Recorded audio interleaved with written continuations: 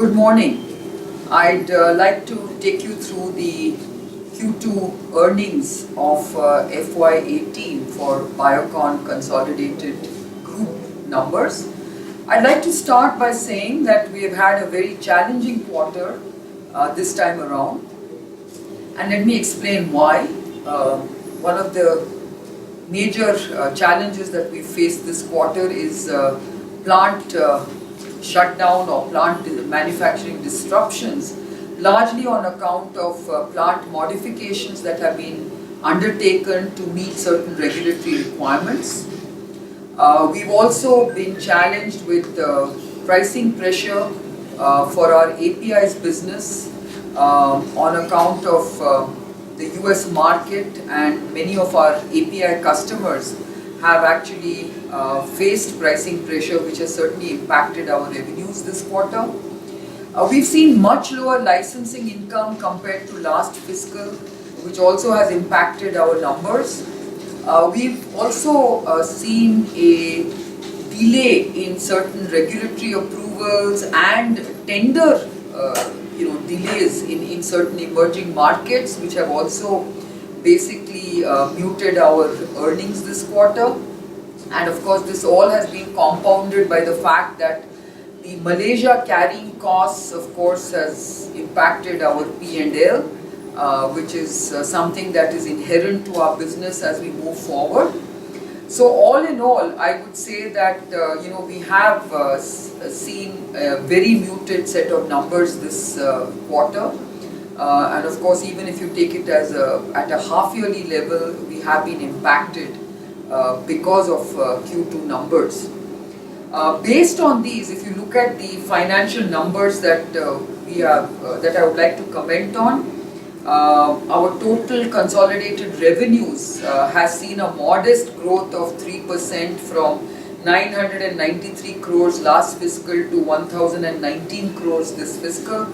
At an operational level, again, the growth has been very modest of 2% from 955 to 969 crores this fiscal. If you look at segmentally, our small molecules is the one that has really impacted our growth in a significant way. It has basically degrown 13% from 403 crores last fiscal to 351 crores this fiscal.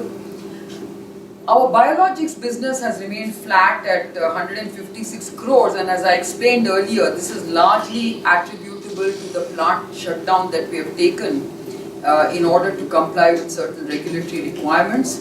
So we expect some of the growth to come back starting Q3, but the real growth anticipated in biologics will actually show robust uptick from FY19 onwards. The two businesses in our segmental review that I'd like to also talk about in a positive way are the research services business, which is Syngene's business. That has shown a sharp recovery this quarter, and this is largely on account of our dedicated centers as well as our chemical development business, which had seen some muted growth in the previous quarters, but this has sharply recovered, and we expect that this will remain so for the rest of this fiscal and onwards. So I think that has been a very positive contributor to our numbers this fiscal and this quarter. In terms of branded formulations, this has certainly shown a sharp uptick, 29% year-on-year growth this quarter. I must, of course, mention here that some of this has had a restocking due to the GST impact that we had faced last quarter. But therefore, when you view at a half-yearly level, the growth is modest. It's about 4%. But if you look at it at the Q2 level, it's a sharp 29% increase, and I would say that going forward, we are likely to see a good healthy double-digit growth in this particular segment. I would also like to mention here that interest and depreciation costs have increased from 207 crores, which is a 44% increase in our interest and depreciation costs, again largely attributable to Malaysia. R&D costs, of course, are at 93 crores, which really represents 9% of our core business, excluding Syngene, that is. EBITDA stood at 233 crores for this quarter, and the EBITDA margin was at 23%. Of course, if you look at core EBITDA margins, which is net of licensing and forex and R&D, it stood at a healthy 27%. Net profit for the quarter obviously was very sharply impacted, and it was at a 69 crore level, which and at a net profit margin of 7%. So I think overall you can see that we have had a challenging quarter, but we expect that some impacts that I mentioned earlier on should ease up, and I also believe that these headwinds that we are facing will ease off by the end of this fiscal, and we expect to start FY19 on a much stronger note. Other aspects of our business that I'd like to share with you, our partner Mylan has made a regulatory submission for our biosimilar insulin glargine with US FDA under the 505(b)(2) pathway this quarter, and the glargine dossier is in a late stage of review by EMA. As you know, we have received EU GMP certification for our Malaysia facility, which is from where this glargine will be supplied. Our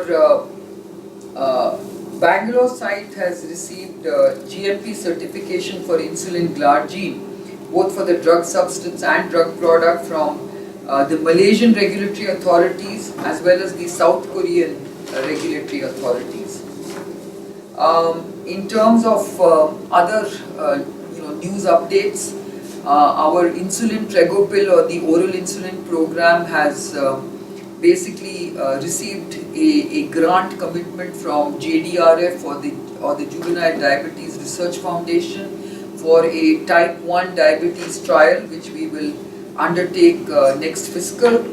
Our API manufacturing facility in Visakhapatnam successfully completed a US FDA audit without any observations during this quarter, so that's a good piece of news. We have commissioned our first solid oral dosage manufacturing facility this quarter, which will now enable us to really support our generics formulations business across markets. I'm also pleased to say that we have retained our rank as amongst the top 10 global biotech employers, as tabulated each year by the Science Careers Journal. We have also entered the US generics market with our with our generic rosuvastatin, and that's a good entry point which we hope to build on going forward. In terms of regulatory developments, as you know, we shared with you that we got a complete response letter from the US FDA for our biosimilar pegfilgrastim dossier. But having said that, I think the good news was that there were no issues connected with our biosimilarity or immunogenicity or PK/PD data. Most of the concerns were around updating of our dossier with respect to some of the plant issues that had been observed by US FDA audits.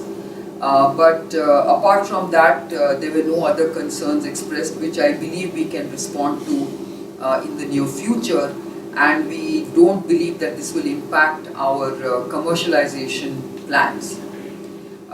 In terms of the EU, as you know, the EU had sought a a re-inspection of our facilities for our dossiers, namely the pegfilgrastim and trastuzumab dossiers.